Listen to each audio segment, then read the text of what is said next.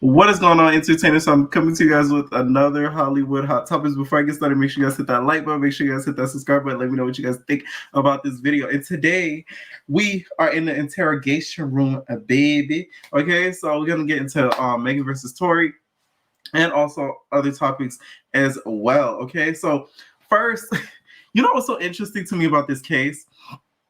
There's so many new moving parts that are so funny about this case that shouldn't be, but it's really, one, it's the people reporting it that make it like 10 times funnier. It's all of the extra stories that we haven't heard before that are new every day that make this story so much more interesting, because now all of a sudden somebody would have got thrown in the river. Pon the boat.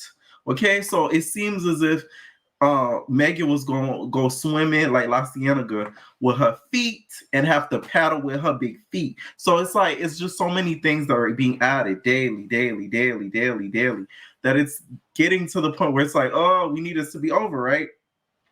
One of the people, y'all, that's covering it is, y'all know, well, she used to be called Militube on YouTube, right? The Mob Radio lady, the Milagros lady. I think that she's one of the funniest people that's covering this. Like, I'm talking about, when I say covering this, I mean people that are in the courthouse, not just people reporting it on YouTube or like through Twitter. I'm talking about like that are in the courthouse and that report on it like right after everything, sort of when they go on break and all that type of stuff. So this is her, right? Every time the court's end, this is her.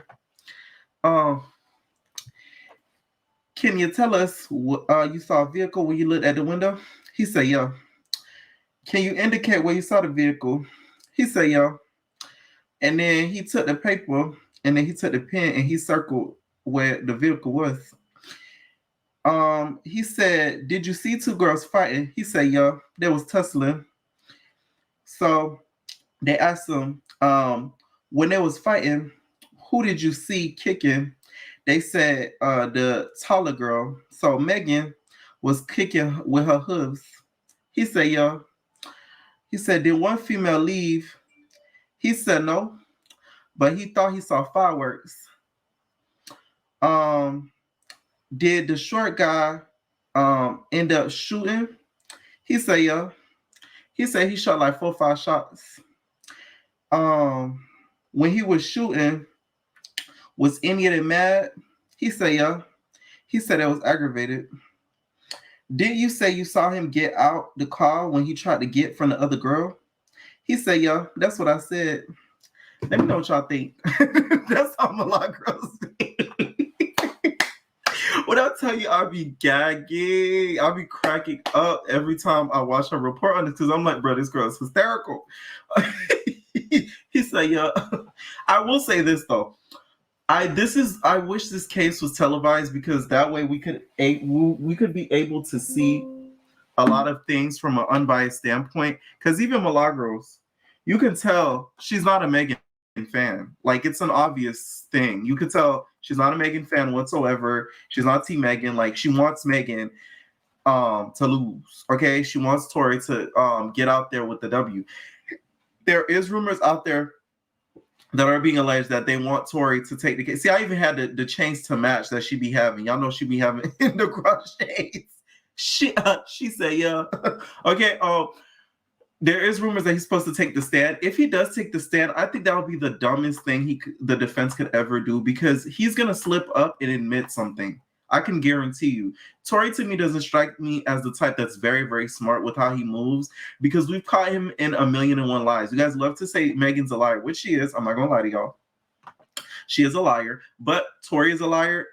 Kelsey's a liar. They're all liars. Okay, they're a bunch of brutal liars. Okay, and one of the main lies we caught him in was, like I said, time and time again, was the August thing. When he beat up August, he would say, "Oh, I wasn't there. I was at the studio." And we see a video of your leprechaun butt walking up through. So you weren't at the studio. You were beating him up into smithereens. Okay. Another person that's been reporting on it is a lawyer for workers. Just like the OJ trial was televised, this needed to be televised. I don't know what kind of process they have to go through for them to get the green light for this trial to have been televised, but whatever process that they have to go through, they should have just went through with it because I think that would have made us all happier. Because now, when we do get the verdict, supposedly we're supposed to get it Friday. When we do get the verdict, it's going to be a little bit bittersweet because whatever side that it falls on, we're not going to know what really happened in that courthouse because we're getting so much biased sort of opinions. So let me know what y'all think. We're going to talk about some of the updates, you guys, after I play Lawyers for Workers. Here's another guy who I think is a little bit biased about how he sort of reports also, in my opinion, but that's besides the point, to be honest. He reported on EJ coming in there with the pink PUSSY coat on, okay? EJ was looking like the check up on it video. I'ma let you check up on it. You need nothing to check up on it. Check on me. Tonight. Ooh, where you looking like you like what you see? Come on, check up on it. I want you work up on it. You need like a check up. Watch you while he check up on it. Okay. I guess he thought he was on the check up on it video. Cause check on it. Check on it. Everybody be saying check up on it, but I say everybody be saying check on it, but I say check up on it. This is what EJ wore at the courthouse yesterday. And he basically reported that, hey, at the end of the day, he's going to tell the truth. So he went on the stand or whatever, came in there, sashayed in. Okay. Apparently, the Lawyers for Worker guy said that he was stomping and clunking his heels. Okay. Big Debbie Cakes a shaking girl and said, I'm going to tell the truth. Okay. He stood up on that stand and said that Kelsey and Megan, they were highly inebriated, drunker than a Cuda Brown. Okay, there was gloop, gloop, gloop. I really feel like it was a lot of brown liquor involved because brown liquor makes you kind of do some things, strange things. So I feel like that was kind of what was mainly involved. They were drinking, boop, boop, boop, boop, boop. Apparently, Kelsey was floating. This is also according to Milagros and a whole bunch of other sources as well. Floating in the pool. Just a floating, drunk boots, right? Mind you, she could have drowned. Thank God she didn't drown. And apparently Megan wasn't paying attention. This is all alleged, of course. Megan wasn't really paying attention when she was just floating, amidst the pool, she's floating against the pool. And then that's when, I guess, I forgot who, but somebody over there kind of helped her out the pool or whatever and tried to kind of wake her up. Now, mind you, this all takes place at Kylie Jenner's house. So, Kylie Jenner, you guys, Megan goes, I thought you was a lame. I thought you was a lame man, B. Shake that ass, shake. What Stunner Girl said? She said she thought she was a lame, but then Megan started rapping. She said, clap, clap, clap that B, shake that camel toe. Let me see them lips. So then next thing you know, Kylie started twerking her Debbie cakes, and then she was like, wow, I thought you was a lame. I guess you not, girl. So it was that type of vibe. This is just my interpretation of the situation. Okay, so after that happens, right? I should be laughing at this, but like I said, let's make humor of the situation because it's already such an annoying situation. So why not we just laugh? Okay. So after EJ heard that, EJ with the checkup on it, I'm gonna let you check up on it. He was like, we gotta check up on out of this party. So he tried to, start texting some of Megan's friends like, hey, tell us time to go. So then when somebody told EJ, tell her that her wig is slipping, that her wig is coming loose. So he was like, oh my God, your front door, like Roller Ray said, is bad. He was like, check your front door. Okay, check your front door. So then she was like, oh no, let's go to the bathroom. They go to the bathroom. EJ's like, your front door, it can't be helped. The cap is already on top of your head. It's the cap for me. Yeah, the cap is on your hair, on the top of your head. The cap is the on wig your is the hair. cap. Okay, it's already on the top of her head. So like, we gotta go. So apparently some bags were transferred into the cars and stuff like that, and they start to go. And mind you, EJ was in the car. He drove on his own separate car. So he's check up on it. I'm gonna let you work up on it on his own. Okay, this is the lawyer for work guy, and he sort of gives his interpretation of what he saw with Mr. EJ King. Okay, here's the video. That's it. It's Friday, Monday. Okay. And basically, the defense says the prosecutor. Oh no, I'm not gonna do that. Here's your Monday update. Prosecutors just tried to charge Tory with 2 new felony counts of intimidating a witness, 1 for intimidating Meg, 2 for intimidating Kelsey. They want these charges added to the criminal complaint, and they want these charges to go to the jury at this trial. The judge said, what? Hold up now. We just finished pretty much all the testimony. By the way, there's about 1 day of testimony left, maybe 2. And you guys want to add 2 new counts for what? Based on what? How long have you had this information? They said, well, we know that he's been threatening to pay them $1 million, and we had that information a while ago, but we didn't know how they were going to testify. The judge said, no, that's not how this works. You cannot add these charges to this trial right now. So the judge didn't say, yeah. It would be so unfair to the jury to hear, to the defendant to hear that this is what you're trying to do. So the judge denied it. If they want to charge him with intimidating a witness, they can do that with a separate case. It's not going to happen on this case. As to the rest of the trial, testimony will conclude probably tomorrow, maybe the day after. Closing statements coming on Wednesday or Thursday. We should get a verdict. I don't know how long it's going to take the jury, but this is going to be given to the jury by Thursday or Friday.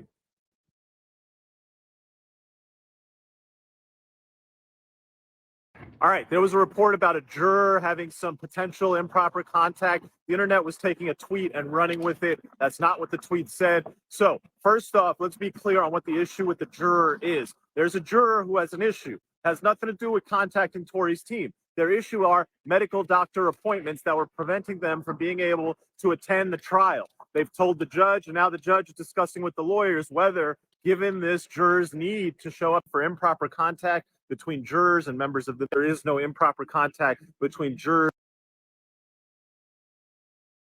Here's what I think about the whole jury thing. I feel like the jury management for this case sucked horribly. Because why aren't the juries secluded? Why are they not like Big Brother style, not able to be in contact with other people out here in the world? Because I feel like all of them have already been sort of tampered with mentally on who they're going to decide who is innocent, if Tory is innocent or guilty, period. So this whole jury thing that they had to switch out a jury, apparently one of them was wearing some hot cheetah pants. First of all, the moment she walked up in that court, y'all should have already kicked her out for you thinking that it's appropriate to you walk up in a court with hot cheetah pants. Let me be a jury. I have some sickening suits that I could wear.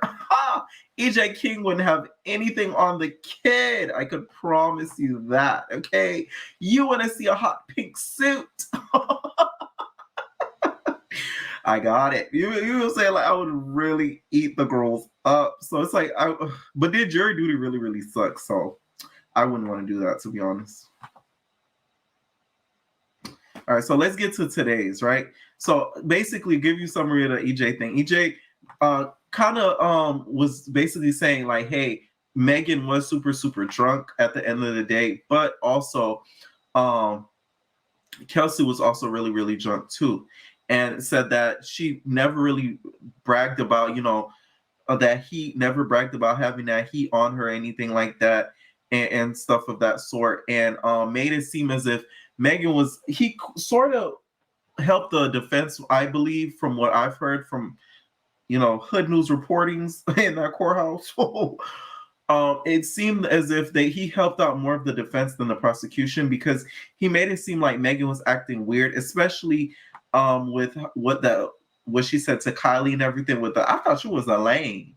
Shake that camel toe, like that type of vibe. Plus, they keep bringing up this laugh, which I don't show y'all. This laugh to me is just, it throws me off. Like, I got the footage, y'all.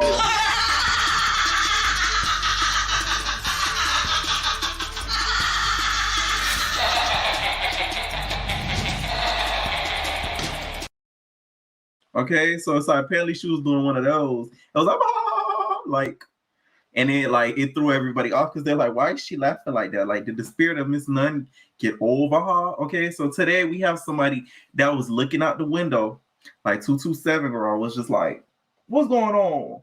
So that type of vibe. That guy is apparently from the UK. So he came in there, he's just like, it's so much block people Thornton, that they came in there with their big old guns and it was a riot. And then we see somebody going to get her to throw her in the river, drown her in the river. And it was bad. It was really bad news. I told my son, get in the bed, get in the bed. I told him, get in the bed. Because I didn't want him to see all this black on black violence and crime. So he came on that type of tip, in my opinion, from just what I'm hearing around from the Hood News reporters. Okay, let's take a look at what Lawyers for Workers had to say. He's biased too. Better than TV. Hollywood writers can't make this stuff up. Wait until you hear what the eyewitness testimony was this morning at the Tory Lanez. They asked Mr. Kelly, do you know why you're here? He said, absolutely. The defense attorney put up a picture of the back of his home. You could see a driveway. They had him draw a square where the SUV was parked. It was right on the curb of the back of his house, 10, 15 feet.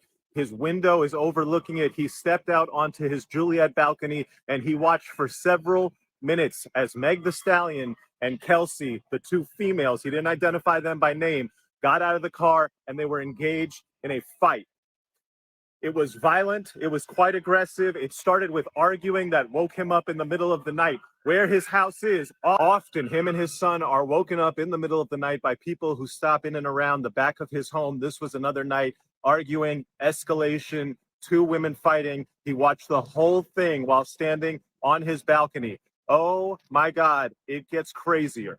As he looked down on a fight that he described as quite violent, he then saw the larger gentleman, this is presumably the security guard Quan, come and violently try to separate them. Eventually, all four were involved in what he called an aggressive, everyone fighting, essentially just a melee, a free-for-all between four people in the middle of the night, right outside of his back window. He said at one point he saw one woman go back towards into the car. At that point, he saw a muzzle flash. Then he said there was a man, and after the first few shots from the woman came off, he saw the man getting involved with the woman and more shots went off. On cross-examination, the prosecutor asked him, did you see the man shoot? He said, yes, I saw the shorter man with a gun shooting violently in the air at least 5 times.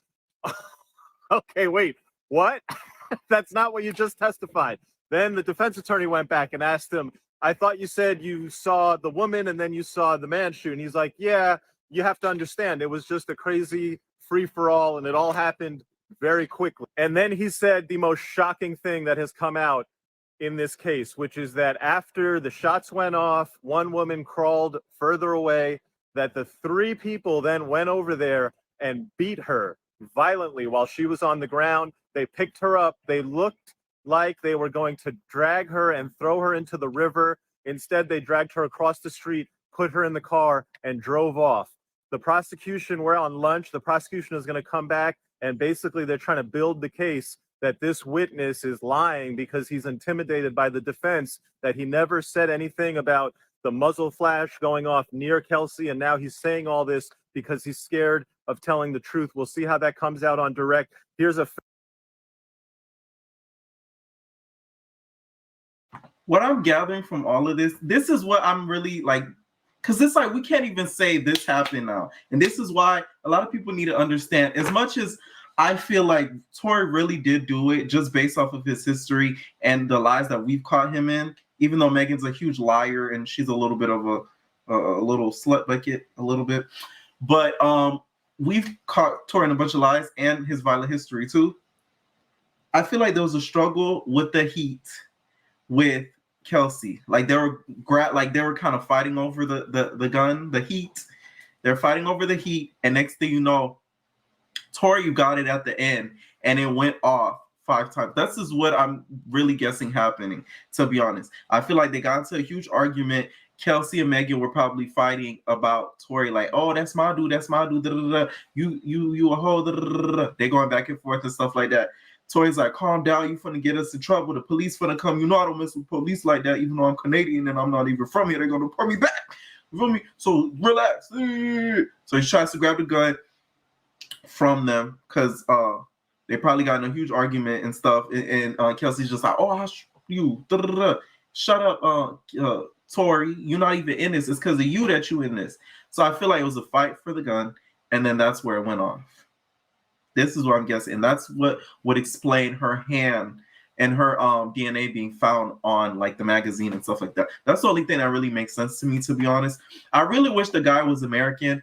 And I'm not trying to say it to be funny, but you know us Americans, the guy's from UK, so he probably barely even knows how to work a smartphone correctly to where he could record for a long period of time.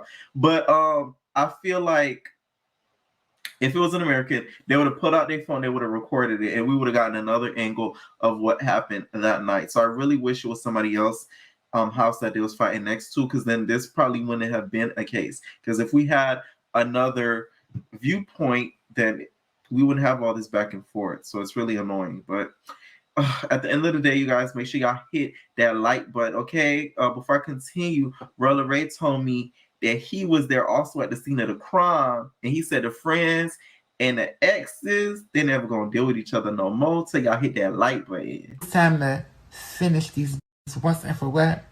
Oh, and the friends, nothing to say.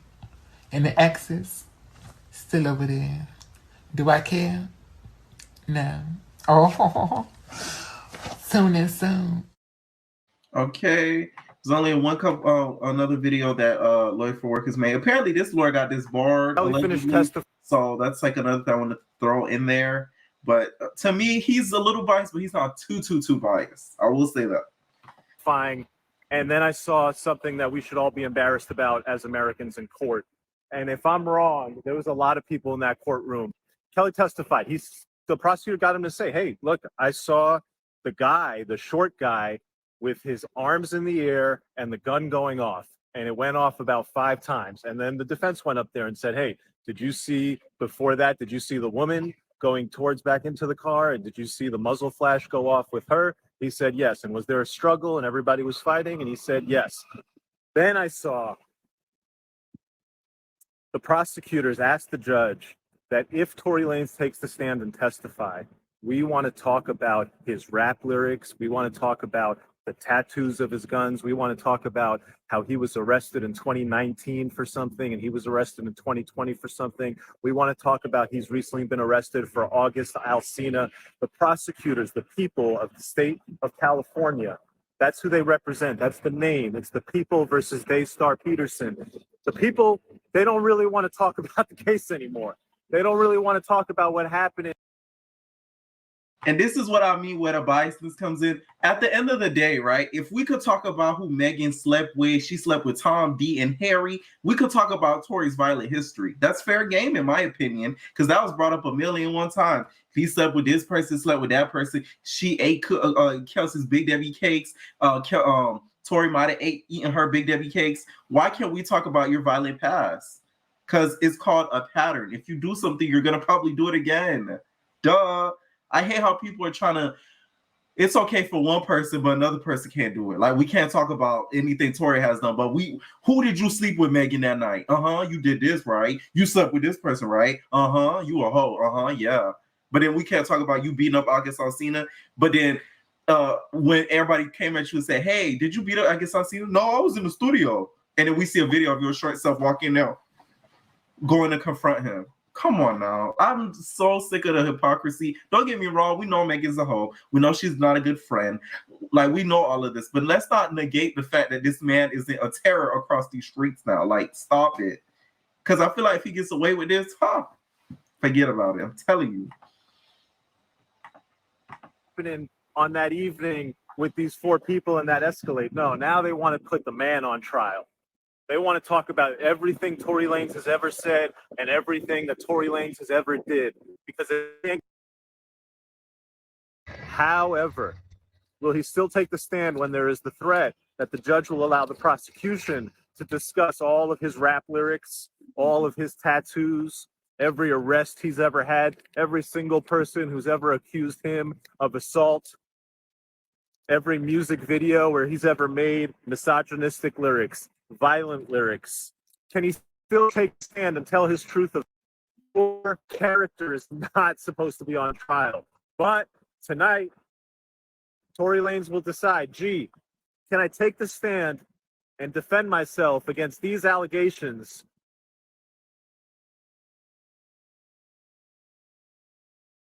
My whole thing is, if he takes, like I said, I think that'll be the dumbest thing he could ever do. But I want him to do it because I want to see what he has to say. Because I feel like he'll slip up and admit to doing something. And I don't think his lyrics should be used in the trial. Like, they shouldn't be able to question him on his lyrics, because I feel like at the end of the day, music is art and it's all creative and it's all for. It's subjective art, so it's not. It doesn't have to be literal. Like, you don't have to literally be doing a lot of the things, because a lot of these R&B singers and pop stars and stuff will sing the craziest stuff. Don't mean they're actually doing it in real life. You get what I'm saying? Like, no. But I do feel as if his records, history, and stuff like that, and the stuff that he's done since, maybe not the things that he's done before, but I'm talking about since. Because if you're so innocent, you should be able to stay out of trouble. It should be nothing for you, right? But you slap Prince upside his head. He's still missing a dangling cross earring to this day, y'all. To this day. Okay? And then you did the thing to August and all this. So it's like, come on now. Hey, maybe that's just me. Let me know what y'all think about this case or whatever. I will say, though, I wish that witness take a stand, because he just added another layer of confusing to the case. But he did make it a little bit more clarifying that, hey, there was a lot of tussling that night, more than a lot of people think. You get what I'm saying? So I'm glad that he sort of clarified that. The last little clip I wanted to show you guys. Somebody thought that Miss Milagros, you guys, was Megan Thee Stallion. That's why Milagros don't like Megan. I think it's because, one, she's a barb, and two, she looks, which there's nothing wrong with being a barb, but like, girl, let's talk logistics. She somebody in the courthouse thought that she was Megan Thee Stallion, and they thought she was doing with the WAP. Okay, take a look. When the small guy got out, they all fought. He said that, he got out and he was shouting a lot. And they were like that song with ass pussy. tell us, quote, the tell us.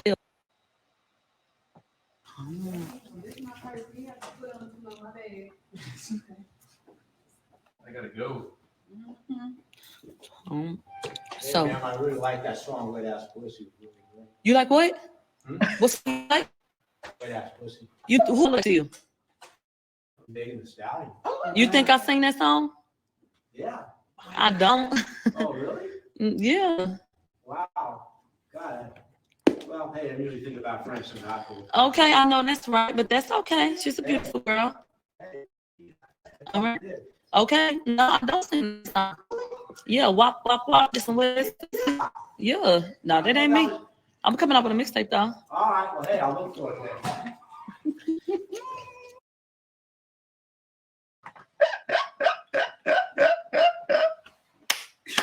That had me gag. That was funny. That was really, really funny. I'm telling you, white people all look alike, girl. Like, oh my God. It's funny, like, when I work with older white people, they always have somebody that they thought I am, or they think like I was, or I look like. They be like, "Oh, I thought you were what's his name? You look like that actor, blah blah blah." And I'm like, "Oh yeah, I do, don't I?" And I gotta even Google what they even talking about because I don't know who the heck they're even talking about. Okay, all right. So next thing I wanted to talk about, you guys, was the Joe Budden thing. So recently, you guys, he's been doing this thing where like. And it's starting to get cringy and it's starting to get very annoying. We are in the interrogation room, y'all. Let's really talk about it. He's doing this thing where like he's very like hyperly sexualizing the community. You know what I'm saying? Like every little thing that he's mentioning about being bi, it's always something sexual or like, oh, he would do this or whatever, he would do that. So he mentioned Little Fizzle Pop's Big Debbie Cakes, and he said that if he had the chance, he would tear down.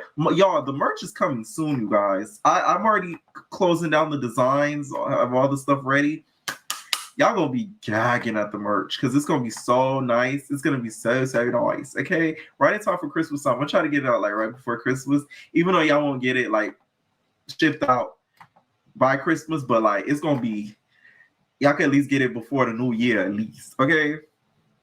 All right. So he said that he would have fizz coming out of Little Fizz's Debbie Cakes. Because y'all know Little Fizz on OnlyFans, his Debbie Cakes leaked all over.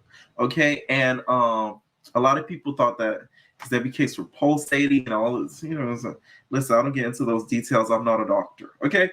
But I do feel as if he's using the community in order to gain more traction for his podcast, because anything that he knows that he says is wild and considered just a itty bit gay is going to get a lot of views. It's going to get a lot of ears. So I feel like he does that on purpose. Do I think he's actually bi? No. Do I think he has like played around? Yes. But completely, I really doubt it. But I will say this. There was a season on Love and Hip Hop where Sin Santana, which is his baby mama, was talking to him, and the whole season was about how I think it was the last season of the Love Hip Hop comeback season or whatever with the OGs, where Sim was just like, Joel, you don't even want to be sleeping with me. Like you and Erica, y'all keep not wanting to be with me. And like y'all not wanting to sleep with me. Like, what's up, Joe? Like, what's up? Like, we haven't slept together in forever. Like, what's up? And then Joel's just like, calm down. Like, it's not even deep like that. Like, you doing too much. And he's like, but Joe, you can't even get hard. Like, Erica even got harder than you. So like, that was that whole storyline. So I'm like, maybe that was the time he kind of discovered himself or whatever, but it's still getting really annoying and it's getting a little bit clout hungry. Like you're looking for those clicks and you're looking for those views. It's not really cute, to be honest, and it's getting really annoying. So I just wish he could kind of stop that, because it's just not it, to be honest. Because you're making it seem like we're just anybody who's of the community is just a bunch of whores that, you know, every 2 seconds we're just thinking about busting the pussy out and getting our Big Debbie Cakes smashed into smithereens, which isn't true. Okay, some of us do, but not all of us are just all of the time just thinking about getting our Debbie Cakes smashed in. So this is what he had to say through his podcast, you guys. And mind you, he was around a whole bunch of he was around his, I guess it's like co-host or something. I don't tune into his podcast, to be honest, because I find his voice very annoying. You know that voice when somebody just wakes up and they're in your ear and they call you, they're like they still waking up, like still snooze fest. It gives very much that with Joe Budden. No shade. Okay. study. It's true. So this is what he had to say, y'all. Hey, Lil Fizz, you lucky I ain't see this news sooner. I'd have started with this one, buddy. But that's why I'm gonna fight y'all. Because y'all have eyes and y'all know some of this is funny. If this nigga got his ass tooted up in the air on OnlyFans, somebody need to know about that. How the fuck am I know that? And then on the internet. Oh, because you be looking at niggas that toot their ass up, nigga. Fuck you mean? You the OnlyFans king, nigga. Look, now I'm getting disrespected. I can't even make a joke. You gonna disrespect me? You think I'm following Lil Fizz? You just ran over here showing act. Look, I follow all these motherfuckers. Do I like skinny people? Damn, I don't know what you do in your phone. Lil Fizz too small for me, man. You know what? This nigga here. I'll break that little boy. You know what? Hey, Ash, what song are you playing today?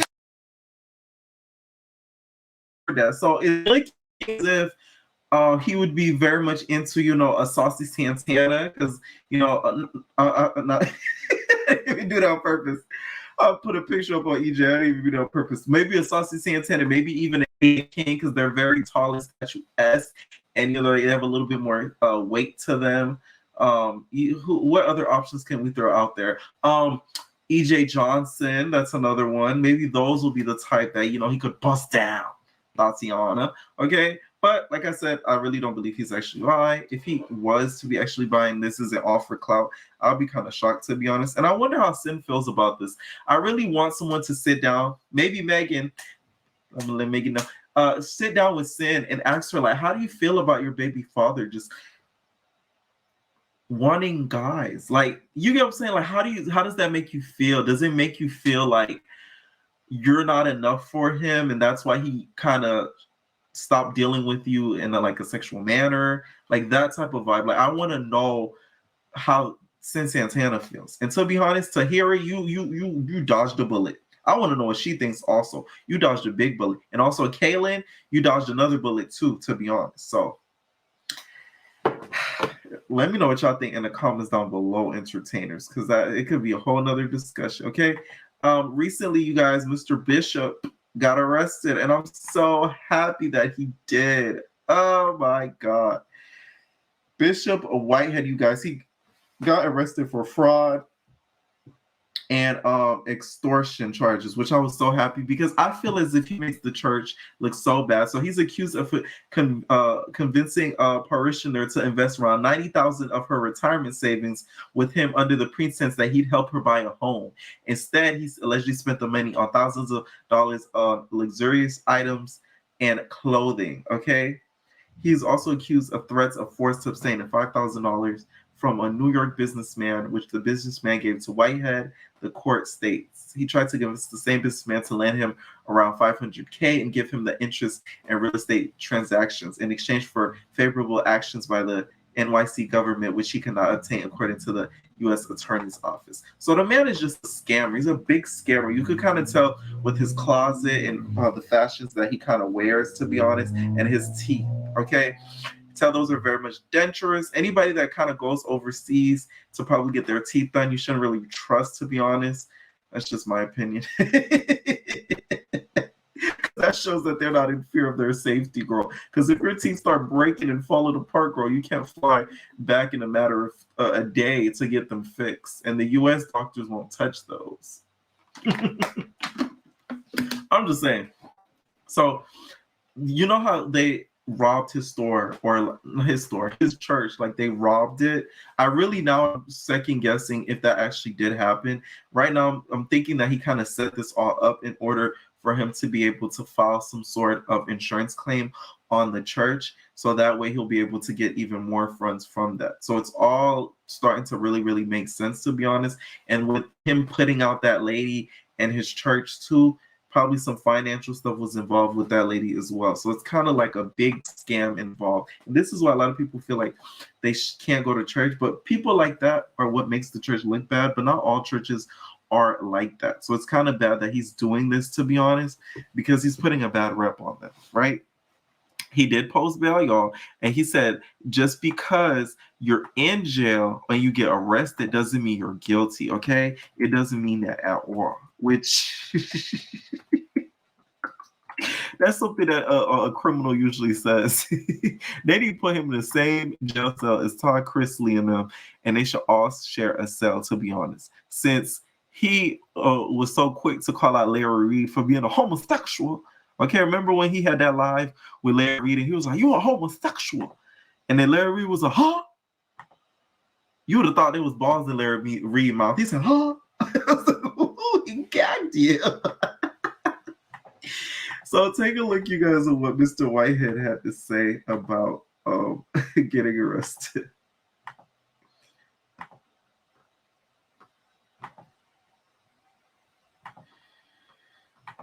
Your church. Everybody believed it.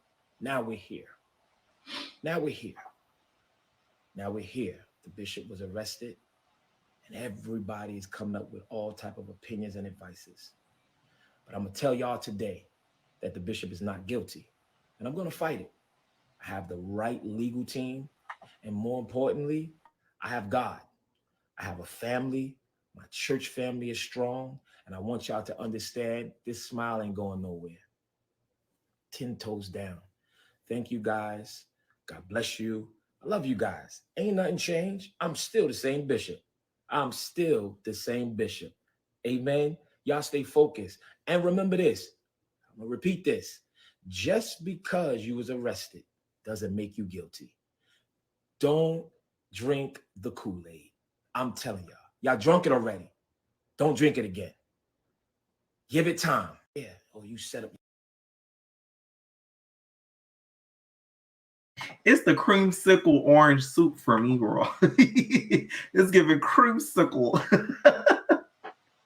It's giving very, very, very much creamsicle. If you guys don't know, they took a lot of Jen Shaw's items. Jen Shaw from Real Housewives of Salt Lake. She's another one that's a fraud that's been frauding people for years and got caught up in it. They took a lot of her items, and a lot of her items were fraudulent items, like they weren't real designer. So I wonder when they do the same thing for him, because I feel like they're going to end up doing that and start to confiscate all of the items that he has. I think they're going to come out that, hey, a lot of his Fendi, Gucci, Louis Prada, Gucci, pop them tags, and they had Carly Red in there or something like that. We could kind of see probably that those items are fake, to be honest, because I don't think he was able, even though he still frauded a lot of people, I don't think he would have been able to afford all those designer items, to be honest. Okay, somebody else who's going very, very viral, is Hitmaka. So Hitmaka made a tweet and said that a lot of these rap girls are only rapping about their hoo-has and that they're not having a lot of substance when it comes to rapping, okay, and the lyrics that they put down. He said, "Can't wait to work with a pretty female rapper that's strictly about bars to even playing the field. P-rap was cool when they had Shaq value and it was rare. Now it's like every girl taking it there. It's some who aren't, but they need a hit producer for impact." I will say this though, I agree with what he's saying, but don't you be in the studios with them? Aren't you Hitmaka? So you should be producing them hits. You feel me? I feel like a lot of these artists are in the studio with a lot of producers that are not pushing them. Just because it sounds good doesn't mean that you shouldn't push that artist to be able to do more. That's why I think Nicki was so successful, is because you always hear her talk about stories about how she would, let's say, write a verse or something like that, and she would have like other producers and stuff, or like dudes that she worked with saying like, "Hey, like go a little harder," and that would kind of push her to sort of get better and better and better. But I feel like a lot of the times nowadays, a lot of these girls are going in the booth and they're, "Ooh, my P this, my P that, my P flew me out to Miami, my flew me out to Dubai. I was with Miss Natalie. She told me goodbye, and then we went to Dubai. We went to Dubai. It was so fly. We dressing so fly. What you talking about, girl? Bye. Like it's very much bubblegum rap. So I blame the producers and I blame the artists now, and I blame the ghostwriters too because they think that's what we like to hear 24/7 when that's not really the case. We like to hear a mixture of everything too. I miss the days where we had rap girls come out that were like super super different. Nowadays it's like the carbon copy of each girl. We have like 3 Dream Dolls. We have like 2 Cardi B's, 3-4 Cardi B's. Like it's like the same carbon copy of each girl. So hopefully that's fixed. Baby Tate did call him out and say, hey, aren't you the one in the studios producing these tracks that are just about the pee? So you shouldn't really even be twerking. Okay, so yeah. Let me know what you guys think about that down below. Okay, last time we were going to talk about you guys was Glorilla. You want to talk about me? I will say this, even though I don't think her voice is the most appealing. Who told you that was appealing?